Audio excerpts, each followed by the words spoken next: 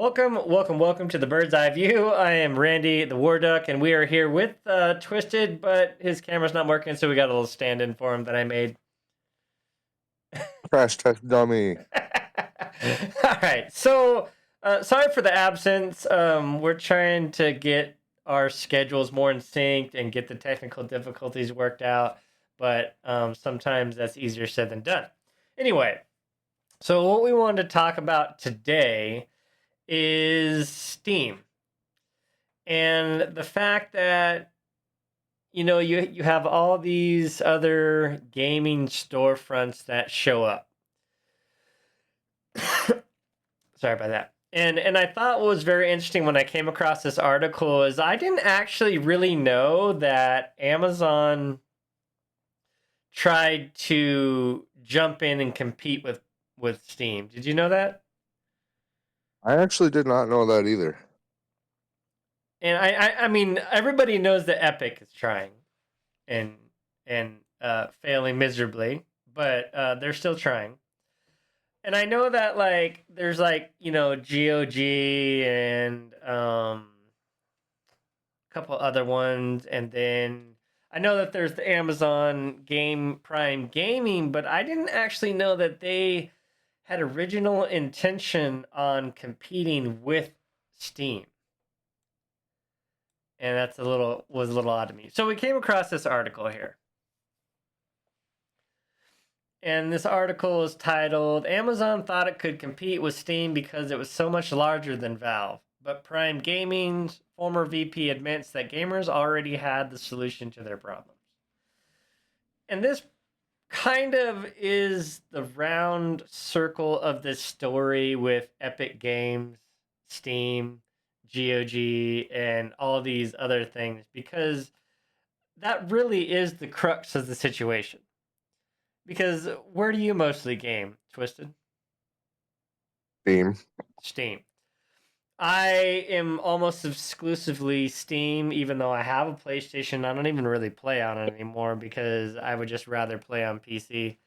But but I'm not against people that want to give me free games. So I have these other storefronts that give away free games, but I don't ever buy games from Epic. And I've always I don't either. and I've always said I'll never buy games from Epic until Epic quits doing exclusives.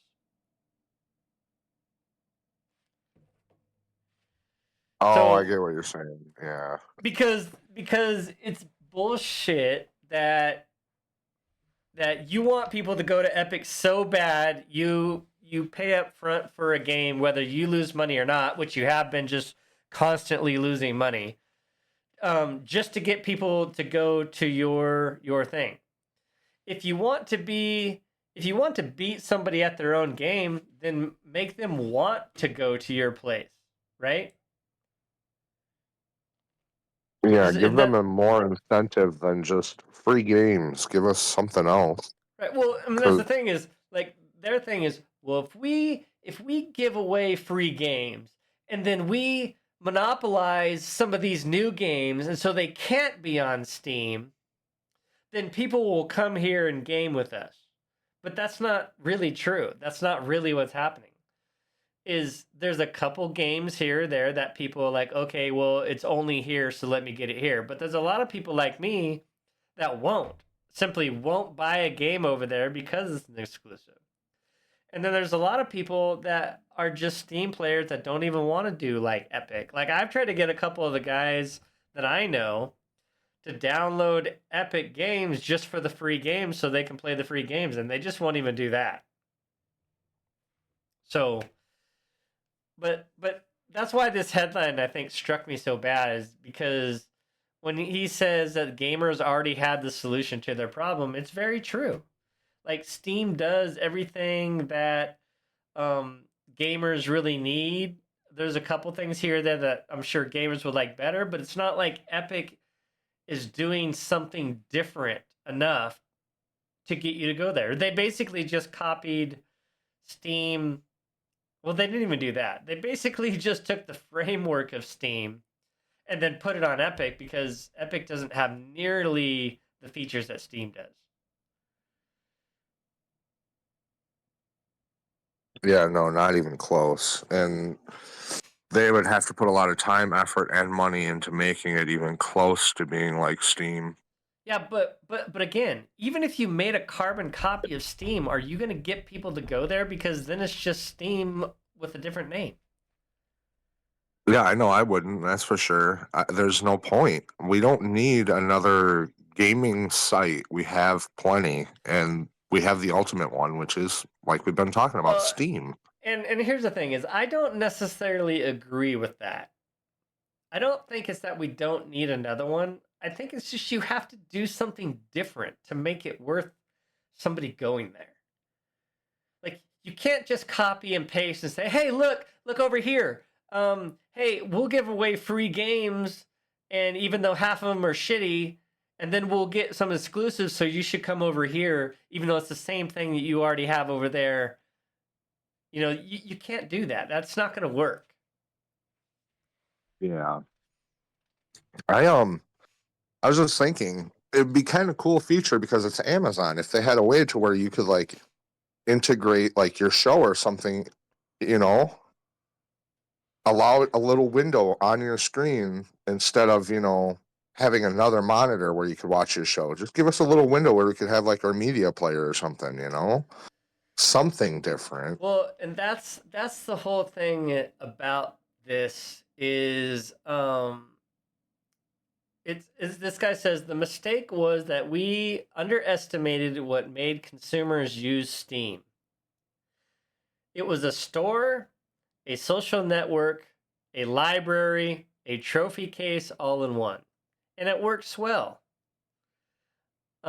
He said, while the post is couched in some sort of inspirational LinkedIn corporate speech, you might expect Evans really does just seem to state that Amazon has a bit of an ego about, well, damn near everything, right? It said Amazon assumed that the size and visibility would be enough to attract customers, but we underestimated the power of existing user habits. And I think that is the biggest key out of all of this, right? It says we never validated our core assumptions before investing heavily in the solution.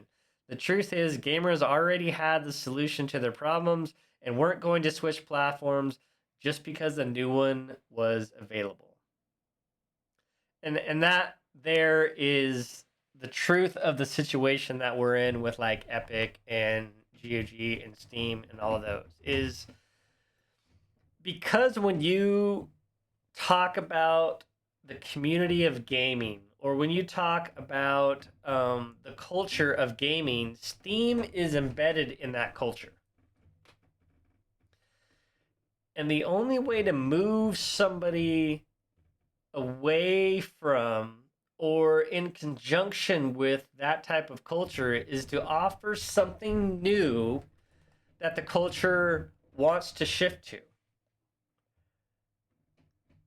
Because why would I buy a game on another site when 99% of my games are on this other site? And the only way I can go back over to play that game is to go back over on that other site and have a whole nother storefront just to play that one game. Yeah. Well, I wouldn't. That's the whole point. Yeah. And it was There was what? another one that did that. What is that one that we had to play our Tom Clancy game on? Well,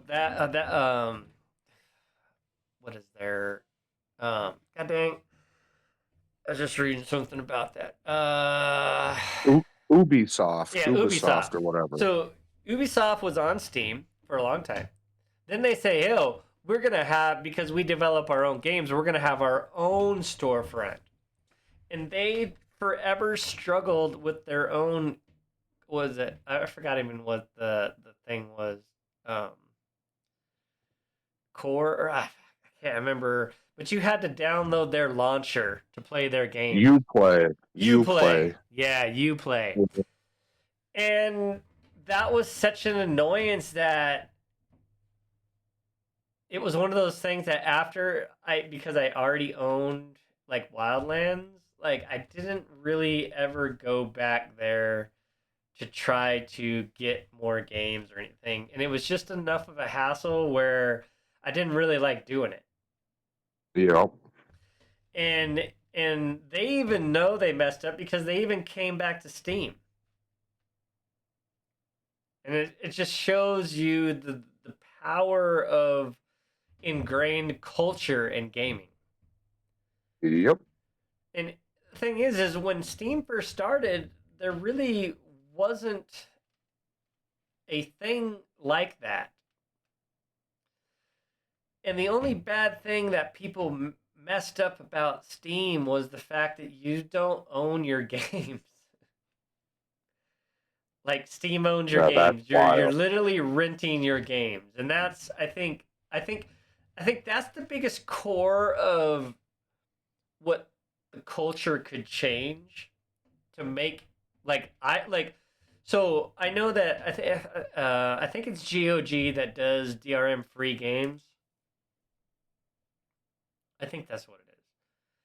Now, if there was a Steam called something else, I don't know what, but just something else. If there was a or even an Epic, if they would offer DRM free games in the same kind of a platform ish there, I would probably start to switch. And if the games were similar in price, I would probably start buying my games on the other one, to be honest. Because Yeah, I'm right there with you. then you actually own your game because they have the files that you can install the game anytime without needing the internet. I think. Oh, really? I think that's how it works. Or they have it where you might need the internet to download the games, but the install part of it is a separate file that you get. And that's why it's Oh, DRM free because you don't have to have the Steam platform up to play the game. Now the only problem is it's just not quite there yet, right? But and I think that they haven't invested the money. If Amazon had done something more similar to that, I think they would have been fine. Same with Epic, but and the same with anybody that does it. If you give players the choice, say, hey, I have a network here. I can do all my friends. I can play online. I can do everything that I can do in Steam, except for $2 more when I buy the game. It's DRM free, and I don't need to have Steam. I would definitely buy my games there. Even if it was $5 more, I'd probably still buy my games there. oh yeah, for sure. And the fact that they just haven't figured that out or just won't do that kind of baffles me a little bit because I think that's the one thing that could change people's cultural reliance on Steam. Because if Steam goes down, nobody can play, nobody can do shit. Everybody's like on Discord going, "Oh, when's Steam coming back up? Oh my god, we can't do anything." You know. But if you could still play your games, still have um like the trophies and still have that kind of stuff. Like I said, copy and paste Steam, but have it DRM free where you can just play the game on your own. I think that would be the cultural shift required to get people to switch over. Yeah, because like you said, there really is no point right now. There's none. Right. There's no incentive, there's no difference, there's no innovation, there's no anything to make you go somewhere else other than, hey, look, we got free games, and hey, look, we spend billions of dollars, we lose billions of dollars a year on incentives and stuff, on games that you can't play anywhere else. Because they have been losing tons and tons of money every year while they've been trying to do this to compete with Steam. And the reality is they're never going to be honest. They just aren't. It's just there's no reason to. There's nothing better at Epic Games to make you switch, other than you're one of those people that has to play the game right when it releases, and so you have to have the exclusive over there on Epic. That's it. That's Yep. the only reason to go there and play.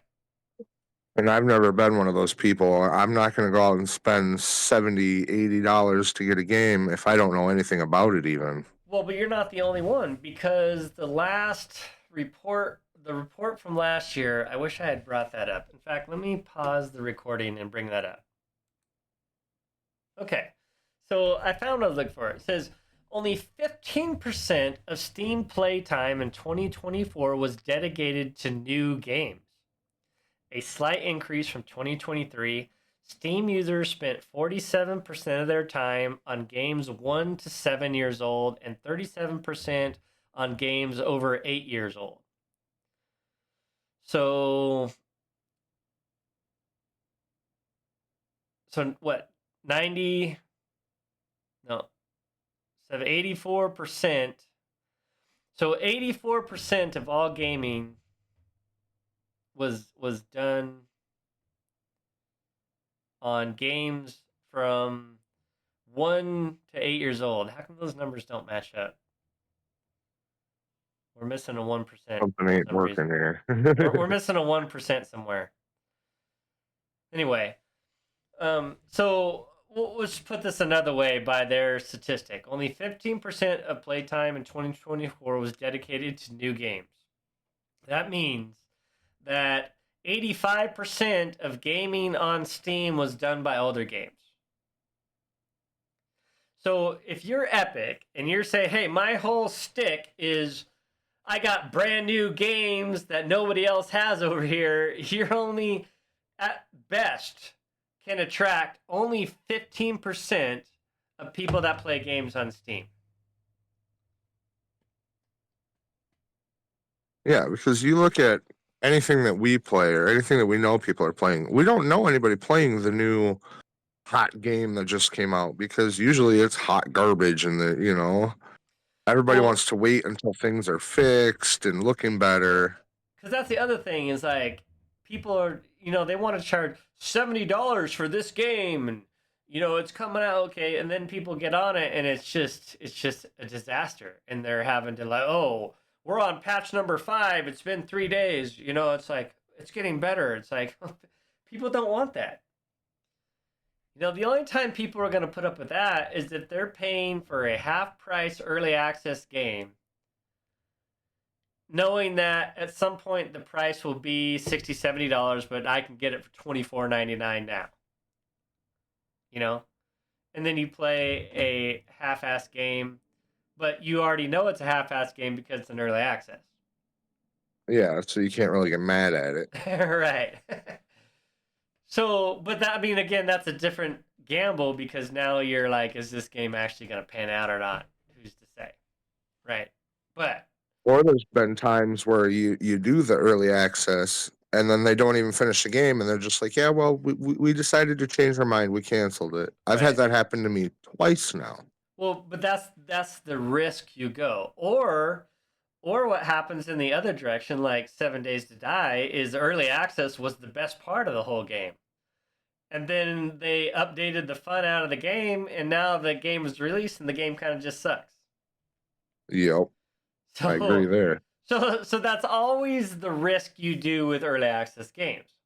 However, when you're looking at the monetary value of that game is, okay, I only paid $24 for this game that didn't pan out versus I paid $70 for this game that's shit and it's supposed to be done. Yeah. Yeah, I'd rather spend the little bit and try it, but still, it's give or take. It always is going to be. It always is. And so, but if your business model is Epic and you're saying, hey, my whole business model is we give away shitty games. Every once in a while, we give you a good game. And we have these exclusives of brand new games. According to the Steam database playing time, that's only 15% of people that you can even remotely get away from Steam because those are the 15% of the people playing the brand new games. Yep. Now, for me, I think the only brand new, fully fledged out game. Well, no, because I even bought Baldur's Gate 3. I was thinking Baldur's Gate 3 came out as a full game, but it didn't. It came out in early access, so that doesn't even count for me, I guess. And I guess here's the other part of this is when they say 15% of playtime was dedicated to new games. Is that a game that's full released in 2024? Or is that a game that released in early access or any time in 2024? That's not really stated in here what that stat means. Yeah. It's not giving us the full details of everything. Right. Because I think like Elden Ring and Baldur's Gate 3 were probably the last two games that I bought outright prior to like as brand new, like when they came out. And it didn't matter for me for Baldur's Gate 3 that it was early access. I was always gonna buy that game, so it didn't matter to me. Like it wasn't a Yeah. gamble to me. I was always buying that game, and I had no fear that that game wouldn't be finished. Yeah. So But the thing with like that, when it's a series game, it's a little bit different in certain aspects. yeah, Because the previous versions were good. So you're highly anticipating this new one, expecting it to be good. But then you also got to realize that not all games are that way. There's games like Call of Duty where, yeah, the first campaigns for the first Call of Duties were amazing and fun. And then, now they're up to Call of Duty Black Ops 6 and nobody wants to play it. And so that's the funny thing about that is because I started with Nova Logic Delta Force games way back in the 90s. And those games were super fun. And then it went to the Rainbow Six original games when you had to like plan out your missions. And there was a small portion of where you could play multiplayer PvP in it. But it really wasn't the focus of the game. And then games like Call of Duty came out. And I was never really that much of a multiplayer gamer like that. So for me it was the campaign, the story, and then as added value, it was the multiplayer. yeah, Then I went all the way up to the very first Black Ops game, the very first Call of Duty Black Ops game, and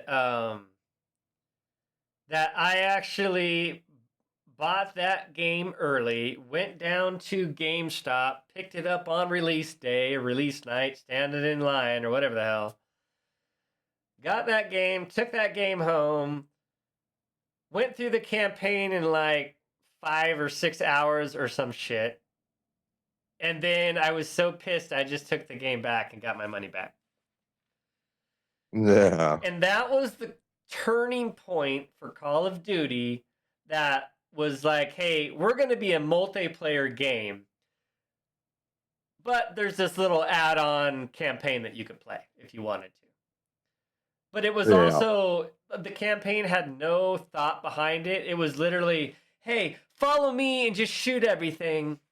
Right? It wasn't, it was just, you had the NPC in front of you telling you where to go and what to do. And it was just like, okay. I was like, that was it. That was the last one I ever played. Took it back, got my money back, never again. yep, And so to get back back to the very beginning of this is even Amazon, with as big as they are and as much money they got, can't compete with Steam. Except for they were smart enough to know it. yeah, I think that's the biggest difference.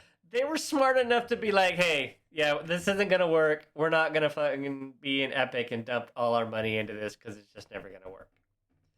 And so what they did is they went to their Prime Gaming, and really what that is it's an incentive for gamers to get Amazon Prime. It's not a competition or anything by these other ones to have a storefront because really most of their stuff is you get these free games, but you get them on either Epic, Steam, or GOG or Fnatic or something like that, right? They aren't really hosting those games like Steam or Epic and stuff. So they were smart enough to realize and go to more of a advertiser approach, because that's really what they're doing. They're advertising Amazon Prime to gamers with the incentive to get gamers to buy Amazon Prime and to have some Yeah. benefit. And that is not the same thing as trying to compete with Steam. And so I just thought this article was kind of very interesting as a gamer, that that I never really thought about why these other storefronts can't succeed until I really read this article, and it really said it right there. Like I said, was the fact that gamers had already had the solution to their problems. Yeah, we don't need this extra platform. Yeah. So unless you have some kind of innovation or some kind of incentive like DRM free gaming with all the bells and whistles that Steam has, you're never going to get anywhere in this competition to compete. And Epic is just going to continue to throw money at this and continue to lose. And they will never, ever, ever overtake or compete with Steam. They're just not smart enough to realize it like Amazon did. Yeah, because there's no competition. Steam's got everything they could need. Yeah. Well, There's no there's no need for it. That's the whole.